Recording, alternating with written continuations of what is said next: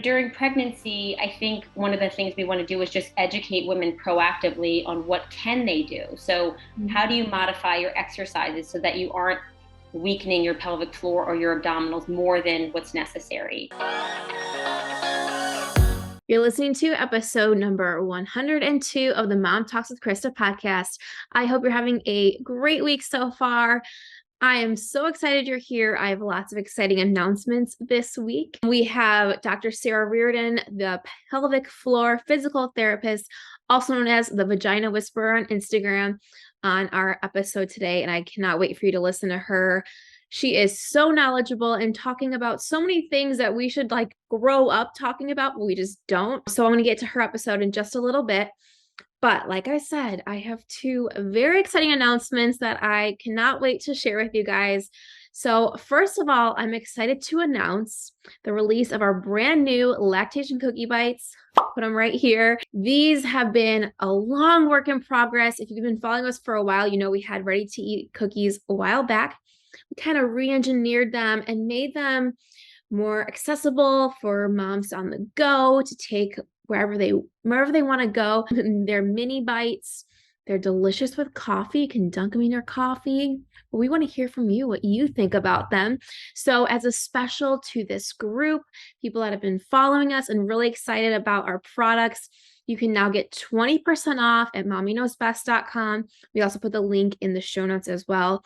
I'm so excited for you guys to try these out. Man, it's been really tough holding this secret because I know so many of you moms are excited and you don't always have the time to sit and bake, and I should say stand and bake, but you don't always have the time to bake. And, just the convenience of having a ready to eat cookie bite is what you need. So I cannot wait for you guys to try them out. Remember, it's 20% off for a very limited time on our website. So that is the first announcement. Okay, and now time for announcement number 2. And to be completely honest with you, I wanted to do this way more creatively. You think of all these ideas, probably can tell everyone, but I was just like, you know what? I'm just going to tell you guys, I'm excited to announce that I am pregnant. Actually, as of today, filming day, I'm 17 weeks. By the time this episode comes out, I will be 18 weeks. So I'm so excited to kind of be pregnant along a lot of you guys that are in the group and ask my questions too, talk with you guys, share my experience. Yeah, there's just so much. I just cannot wait. It's just, I feel so lucky to be a part of this group already, be talking with so many of you moms. So it's a really exciting time on so many fronts that I cannot wait to share with you guys. And I'm sure you'll be hearing a lot more about that in the coming weeks and all that good stuff. Okay, next, just a reminder, we will not be having a peanut pod next week. I know they're normally the first and third Thursday of every month, but we will not be having it next week, but they will continue in November. First one starting November 3rd. And this one, we're going to talk about boundaries like we have kind of talked about before and setting boundaries, but it's going to be more about difficult relationships. We see a lot in our Facebook group about maintaining relationships once you're pregnant or once you're a new mom, how things kind of shift and change. Maybe someone that was kind of toxic before is getting worse. And how do I set boundaries with that person if they're blood related, and how friendships can change. And how to kind of ask yourself, what relationships do you want to keep? What do you want to kind of maybe alter a little bit, or what do you want to cut out completely? So we're going to talk about that in our next Peanut Pod. If you're not a part of my Peanut Pod group, it's called MomTalks with Christa. The link is in the show notes. So you can join that group anytime and get announcements. Of course, if you're not already in our Facebook group, I would love to have you guys join our Facebook group. We have over 31,000 moms in it, which is crazy to say out loud. So this is our private group. We have open, judgment-free discussions around the clock. So you could literally wake up in the middle of the night and say, this is bracing my mind, what I need to know this answer right now. You can ask, and there's going to be other moms there ready to respond to you. We also post regularly every single day, just to kind of get conversation going on different topics to show that we're in this together. And I'm in this with you guys. I would love to see you in the group. So click the link in the show notes and hopefully I'll see you in the group soon. All right, guys, like I said, we are on to today's episode with Dr. Sara Reardon. All right, guys, today's interview is all about pelvic floor health. We have Dr. Sara Reardon here, who is a pelvic floor physical therapist, also known as the Vagina Whisperer on Instagram. She shares the most informational and funny, reels that I think everyone should see and just helpful information for everyone. We talk about what it means to have a tense or a weakened pelvic floor, and she shares how that could happen, first of all, and second of all, how you can help those situations, whether you are currently pregnant or you're postpartum or you're currently trying to conceive, just how your pelvic floor kind of connects to all different areas, even breastfeeding. This one really shocked me. So this is just a great episode, and I cannot wait for you guys to listen to it. So without further ado, here's my interview with Dr. Sara Reardon. Enjoy. So first, before we get started, can you just kind of say a little bit about yourself and then like what you do, and we'll kind of go from there. Well, my name is Sara Reardon. I am a doctor of physical therapy and pelvic floor specialist for 15 years. I currently live in New Orleans, and I have a small private practice here where we see pelvic health patients with bladder and bowel issues and a lot of pregnancy and postpartum. And then I also have an online platform called the Vagina Whisperer, which has a lot of exercises and education for women all across the lifespan, mainly pregnancy and postpartum, though, because we see a lot of physical changes during that time in our life. And I have 2 little boys who are 5 and 7 as well. Awesome. Love that. And like you said, like so many moms have questions about how their bodies are changing and what they can do for themselves, because I think it used to kind of be like, well, you had a baby, so that's it. There's nothing you can do. So I love that there's so much work out there now informing moms of like, no, you do have control. Here are some of the things you can do to help with certain areas. I'm curious, like how you got into the work you do and what kind of transpired from there. So, I went to physical therapy school like most physical therapists do, and they were all physical therapists. And I thought I was going to be a sports physical therapist and come back to New Orleans and work for the New Orleans Saints football team. And but in my schooling at Washington University in St. Louis, I had a professor who did women's health and pelvic floor therapy. And I just thought it was really interesting to start to learn more about my own body as a woman, how it changes. And so I did a kind of residency rotation in that while I was in graduate school. And this was 15 years ago, when if you started talking about the pelvic floor, people almost kind of were like, oh, that sounds really weird, and would scoot like 2 chairs away from me. And but during the rotation, I just really loved working with patients who didn't know where to get help for something, and then they were finally able to get it, and it really changed their quality of life. And I also think that I was just really attracted to prevention. I really felt like, gosh, if, so many people are going through this, what can we do to prevent some of these issues instead of feeling like we're always seeing people after the problems occur? And so I jumped right into pelvic floor therapy after graduate school 15 years ago. And then it's all that I've done since then. So for those listening that are like, oh, I don't know if I need to worry about my pelvic floor, like, what does that really mean? Like, can you kind of describe like what it all kind of entails? Because I think like it's this kind of, unless you hear about it from someone, it's kind of this unspoken thing. Like you don't go to the doctor and they're like, your regular checkup, talk about your pelvic floor. So what is it like? What does it affect, and how does it kind of coincide with everything else in your body? Absolutely. And I think that that's part of the challenge, is that nobody's really talking about the pelvic floor, but everyone has one, all bodies. And it's important it's important for so many functions in our day-to-day life. So when we talk about the pelvic floor, we're all probably familiar a little bit with what the pelvis looks like, kind of these bones that sit at the base of our spine. And at the very bottom of those bones is a basket of muscles that attach from your pubic bone to your front, to your tailbone in the back, and side to side. And they kind of sit like a hammock or a basket. That muscle in the female body has 3 openings, one for where urine exits, one for where poop exits, and then one for vaginal intercourse or vaginal birth or menstruation. And so this muscle plays a role in reproductive health, in menstrual health, in bowel and bladder health. It also plays a role in support, because all of your pelvic organs rest inside of that basket. So your bladder, your bowels, your uterus, your ovaries. And so if this muscle isn't working well or isn't strong enough, you can often have weakness in the muscle, which can lead to leaking of urine or poop or pelvic organ prolapse. And it definitely, it gets lengthened and stretched out during pregnancy, and it doesn't just kind of bounce back after giving birth.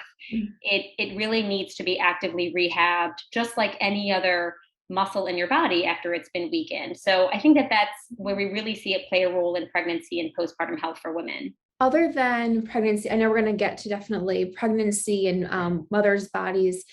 But other than that, are there other things like throughout your life that can kind of affect your pelvic floor or weaken it over time? Absolutely. So if we even think about a young woman who may be menstruating for the first time, we talk about weakness a lot for the pelvic floor and that everybody should do their Kegels, which is not necessarily the case.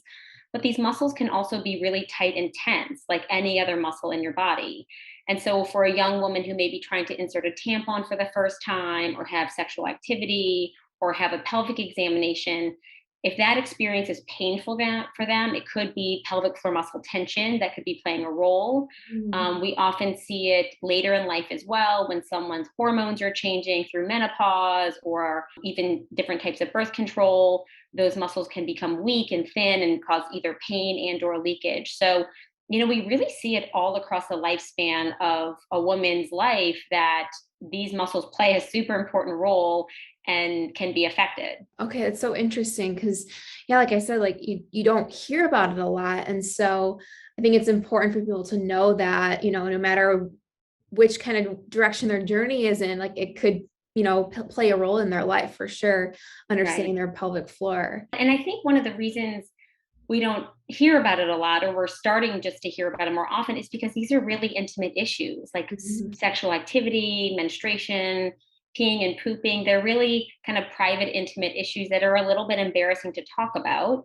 And if something is wrong in that arena, we don't even know who to see for help. Like, do you go to your doctor? Do you go to your primary care? Do you go to an OB or gynecologist? And then we kind of hear the narrative that a lot of people feel like it's normal to have these problems. So I Mhm. think that a lot of it is just, it's been a very, these are been kind of hush hush topics, but now that we're starting to talk more openly about them and normalize the conversation, we don't have to just normalize the problem and think that these are just kind of normal parts of being a woman. Right. So talking back to like pregnancy and, it can really weaken your pelvic floor. So if like, a mom doesn't address these kind of issues or kind of work on strengthening the pelvic floor, what can kind of come from it over time? Right. So, just during pregnancy itself, our body changes so much. Your ligaments are softening so that your pelvis can expand. Your abdominal wall is lengthening so that it can accommodate a growing baby. So, just pregnancy itself, if we were just to kind of sit back and let it happen, your body's going to go through some changes. And that can just lead to little things too, like sciatica or back pain or a condition during pregnancy called diastasis recti, when your abdominal wall starts to kind of separate a little bit and you get a little pouch, or it looks like a football or dome in the midline of your Mhm. abdomen. So, these things can happen, and physical therapy can actually help with that as well. But, during pregnancy, I think one of the things we want to do is just educate women proactively on what can they do. So, how do you modify your exercises so that you aren't weakening your pelvic floor or your abdominals more than what's necessary? Maybe holding off crunches and doing some other core work. How do you manage constipation, which is super common during pregnancy, so you're not straining and getting hemorrhoids or fissures, so and weakening your pelvic floor? So what can we do to teach you how to poop optimally? If you start leaking during pregnancy, should you just deal with it or should you start strengthening? Because leakage, if it happens during pregnancy, it's likely to persist afterwards. So a Mhm. lot of it is just education on what can we do to prevent some of these issues, and encouraging moms to work with a physical therapist during pregnancy for aches and pains, but also just kind of the pregnancy changes itself, and then really preparing for birth. I think I always say pregnancy is like running a marathon, and then giving birth is like a 2-day sprint at the end. How can we teach moms how to breathe or position their bodies during birth so that, again, there's minimal effects to the pelvic floor? Oh, interesting. Yeah, I didn't know you could like breathe or be positioned different to affect that. And I think that's such an amazing thing that I feel like more people should know about because it really affects so many parts. Right, it does. And I mean, and then afterwards, I mean, I think, postpartum's hard. That's when we're really like, we're physically exhausted, we're sleep deprived, we're, concerned about breastfeeding or lactating. And then we have another human life to take care of, So I think if we can really set moms up to feel empowered and educated going into birth, the research clearly shows that's what gives moms more birth satisfaction. It's not, did they have a C-section? Did they have a vaginal birth? It's really them feeling empowered in the birth process. And, then we can have better outcomes and then feel like we can be, more present moms because we're healing better than we would have been if we hadn't had that education. And so you mentioned like, it's not necessarily just doing Kegels, we hear like, do your Kegels, strengthen it. So what are some things that women can do, whether it's before they're pregnant, during pregnancy, or postpartum, that they can do to strengthen that? I think it's three things. I think one, you kind of want to figure out, do I have weakness or do I have tension? And some people are kind of neutral and have no problems at all. So typically things that would present with weaknesses like urinary leakage, pelvic organ prolapse, having a difficult time making it to the bathroom in time, those would be typically more weakness issues, not all of the time, but most of the time. Kind of the tension portion would be things like painful intercourse, tailbone pain, hip pain, back pain, difficult time starting your urine stream or emptying your bladder, straining with bowel movements or constipation. Those are all tension related issues. So you kind of want to see like, which avenue do I need to go down? If it's strengthening, yeah, Kegel contractions are great, but you can't just kind of do Kegels in the carpool lane. You want to do longer hold Kegel contractions that are 5 to 10 seconds long to work kind of the endurance portion of the muscle.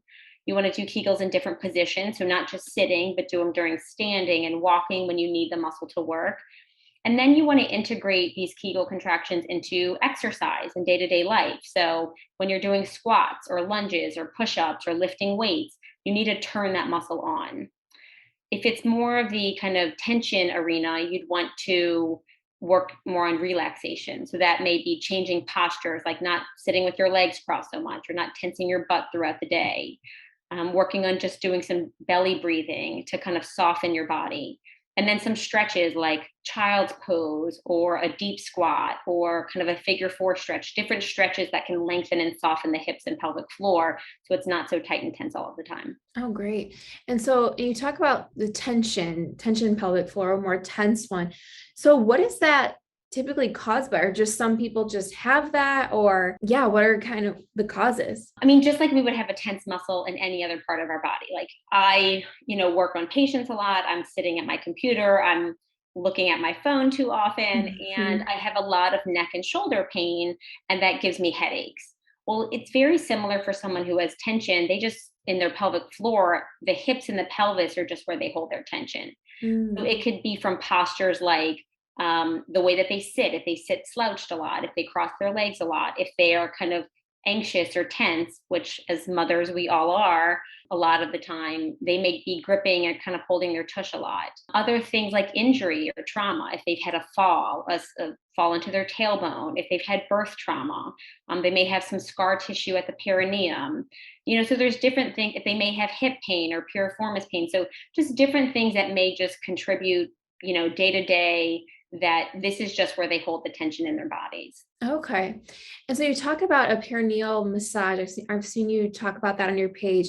Is that for a more tense pelvic floor, or is that?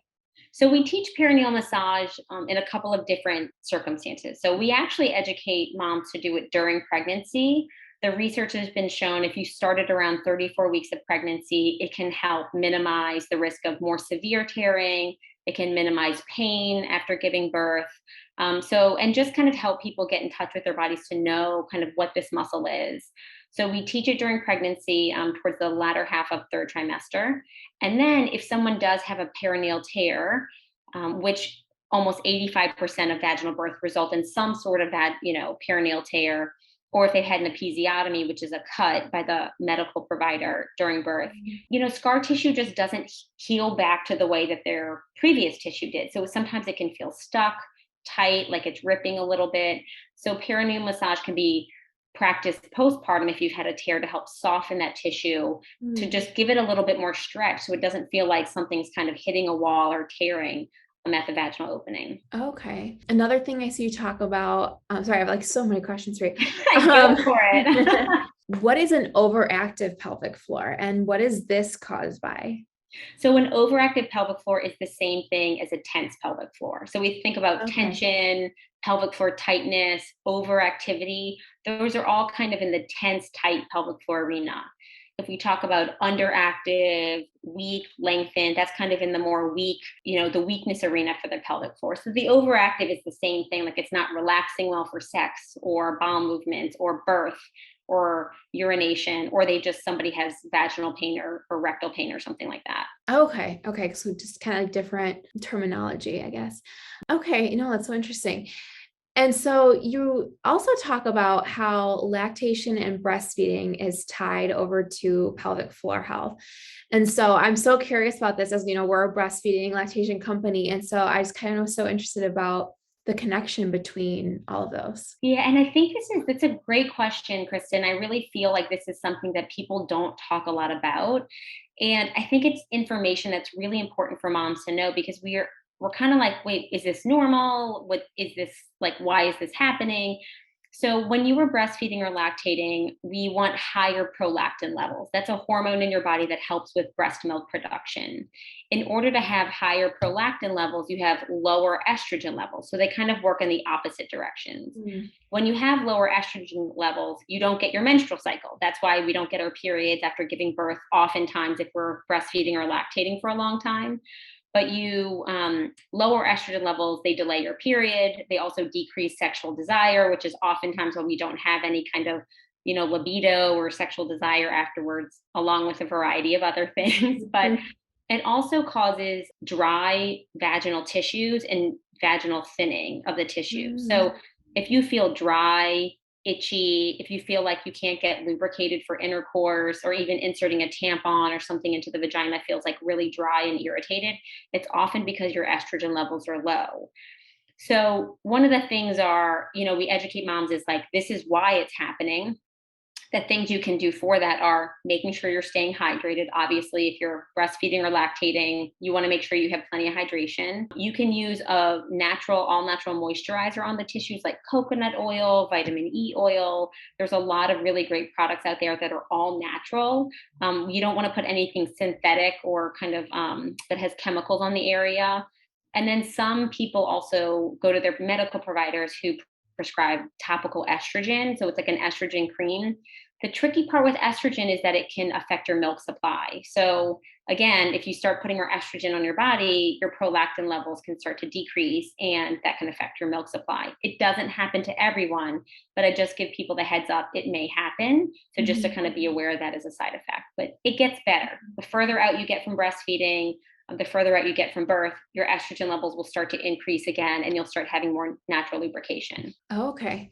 That's so interesting because, yeah, I've never heard that brought up before. And, we get a lot of people reaching out about their milk supply. And, there's a whole list of things that can affect your milk supply. So I think that's so important what you just said, to kind of be aware of that, as a reason that maybe their milk supply is affected, or. And it's, Yeah. the milk, it's such a stressful thing for a mom, and so if they're on a birth control that has hormones in it, if they have an IUD that has hormones, if they're using topical estrogen, I think that these are all things worth looking at. But there's so many reasons that milk supply can be affected. Vaginal dryness can present even if you're on birth control and you're not pregnant. If you're going into menopause, vaginal dryness can occur, all because of those changes in our hormone levels. Mhm. And so we talk about, or you shared different ways for if you have a weakened pelvic floor or you have a tense pelvic floor. So for people that are maybe like in the middle, kind of, or maybe they have like, I'm not sure if this is a thing or not. So like, if you're more in the middle, but can you have like certain like factors, like maybe like 1 week you're more weakened or 1 week you're more tense. So what's kind of like the regular upkeep? Is there something that women or men too should be doing regularly to kind of help with their pelvic floor? That's a great question. And I think that one, I think you kind of want to know what your normal is. So what's normal to pee is every 2 to 4 hours during the day and 0 to 2 times at night. If you're going more frequently than that or less frequently than that, you might want to look into why. It could be your pelvic floor, it could be hydration levels. If when you pee, you have a hard time starting your stream, if you feel like you're not emptying well or you have to push to empty, again, those are things you want to be aware of. For pooping, what's normal to go is 3 times a day to 3 times a week. If you have a history of constipation, hemorrhoids, fissures, those are all kind of like little red flags that you'd be like, oh, I might want to get my pelvic floor checked out. Things that are not normal: painful sex, painful tampon insertion, or pelvic pain with pelvic exams, pain with sitting, comfort wearing pants or underwear, all of those are not normal. So those are all, again, signs that like I should probably check in with my pelvic floor. The other things are just kind of preventative measures. Like when you pee, I teach everybody how to pee and how to poop, because nobody teaches us, and doing it incorrectly could actually lead to issues. So for peeing, I'm like, sit down on the toilet, try not to hover. I know that there are some like yucky bathrooms out there, but try not to hover over the toilet, wipe it down, sit, and then just breathe. I call it power peeing, where moms like push all their pee out because we're in such a hurry, and we're notorious for that. But you really want to just sit, breathe, and your bladder will push the urine out for you. If you're pushing, it actually puts more pressure on your pelvic floor, which could weaken it over time. So no power peeing, sit, chill, breathe. And then if you feel like you don't empty, instead of pushing at the very end, just kind of wiggle your hips back and forth or lean forward and back, and then wipe and stand up. So you don't want to push those little last couple drops out. Your bladder always has a little bit of urine in it. It's never completely empty. And then other things that moms do a lot, like we go to the bathroom just in case, like every time we leave the house or every time we get somewhere new, because we don't want to be without a bathroom. So really go to the bathroom when you have the urge to go. Don't wait. Like if you have to pee, pee. But if you're like just going all the time just in case because you don't want to you're worried about leaking or something, you really should wait until you have the urge to go, which should be between that 2 to 4 hour mark. And no amount of leakage is normal, like nothing with coughing, sneezing. So if that's the case, check in with the PT. For pooping, I tell everybody to make sure their poop is super soft. It shouldn't be like hard balls. It should be soft, almost like peanut butter. And then I recommend everybody get this thing called a squatty potty, which is like a little stool they put under your feet. And it puts you in more of a squatting position for pooping, which helps relax your bottom. And then I say, don't hold your breath when you poop. You should be blowing out like you're blowing out candles, or, blowing through a straw. That helps your pelvic floor relax without weakening your pelvic floor. So literally just these kind of simple tips could help prevent some issues so that we don't do things that could make our pelvic floor weaker over time. Wow. I'm so glad you said the thing about peeing just when we have we're going to go somewhere. Cause that's me. I'm such like an anxious, like I go to the bathroom, like if I'm about to go somewhere, I'm like, I don't want to be in the car and have to go, or get to someone's house, I have to go right away. Right. So I'm going to be more in mind with that. Keep that in mind as well. And you're not alone. So many people do that. But what happens is that your bladder will like kind of shrink over time. And then you have to go 30 minutes, 45 minutes all the time, because you're not letting it kind of fully expand. So definitely just try to push those urges back a little bit, take a couple deep breaths, and just kind of see if you can wait until you get to when you actually have to go. Okay. Definitely keep that in mind, because I was just talking to someone about that. I'm like, I'm always that person. I'm like, oh, I just went, but I'll just go now because I know. So many of us do that. What's one thing, and we kind of just talked about different ways to keep pelvic health strong, but what's one thing you wish all listeners would know about their pelvic health, or know to take care about their pelvic health? I think the things we just talked about, like how to properly pee, how to properly poop, that we have 3 holes down there, that no pain should be normal.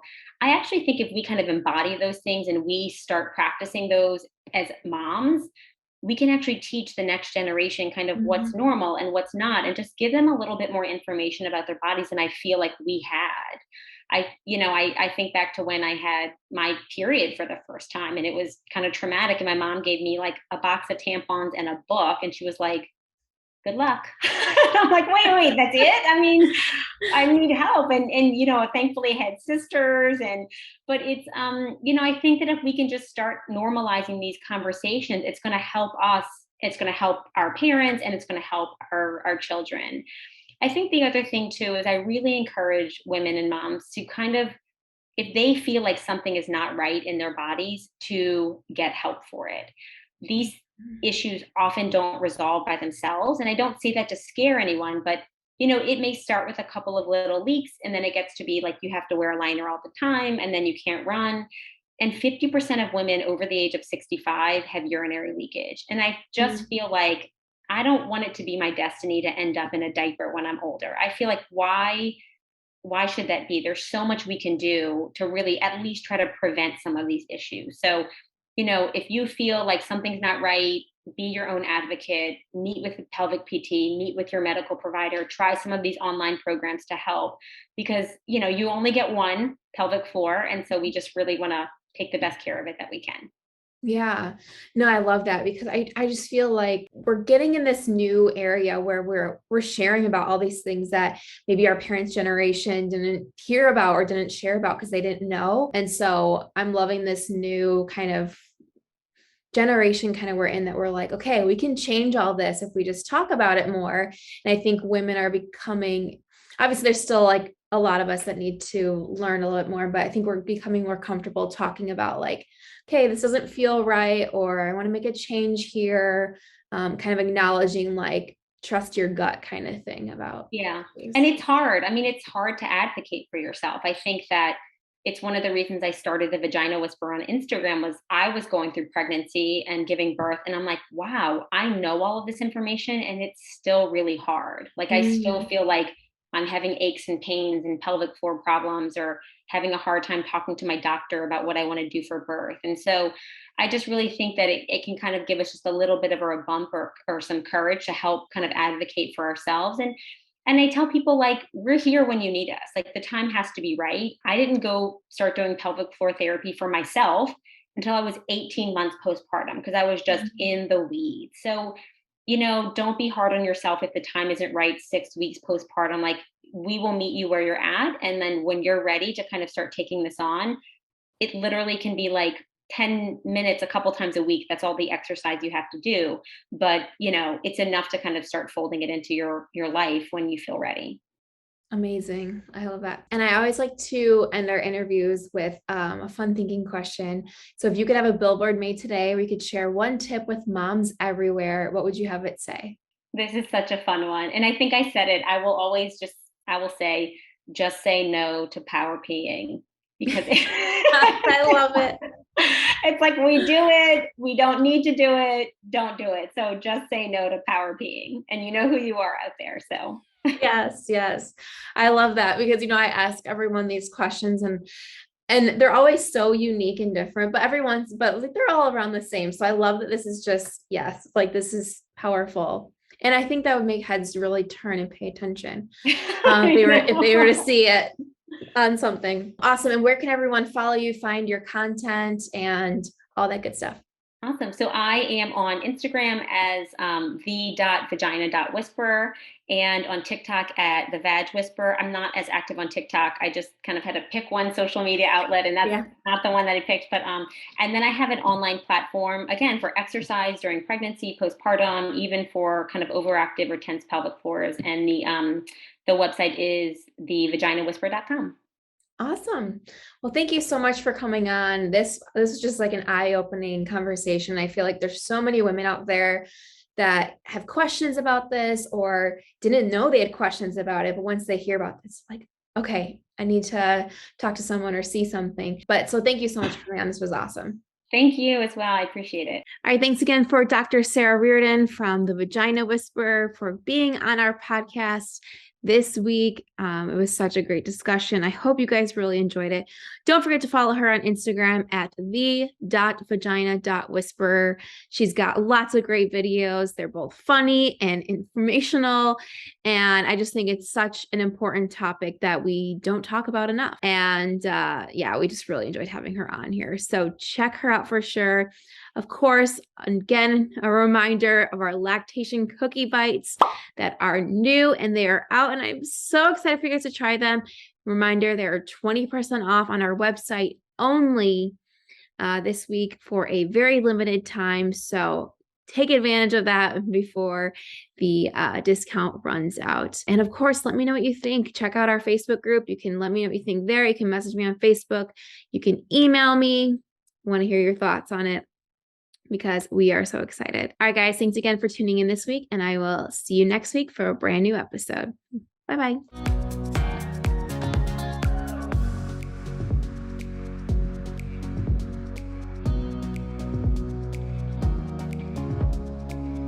Thank you so much for watching this episode. But before you go, make sure you like, subscribe, and ring that bell so you get notified of future episodes. We release new episodes every single Wednesday. See you next week.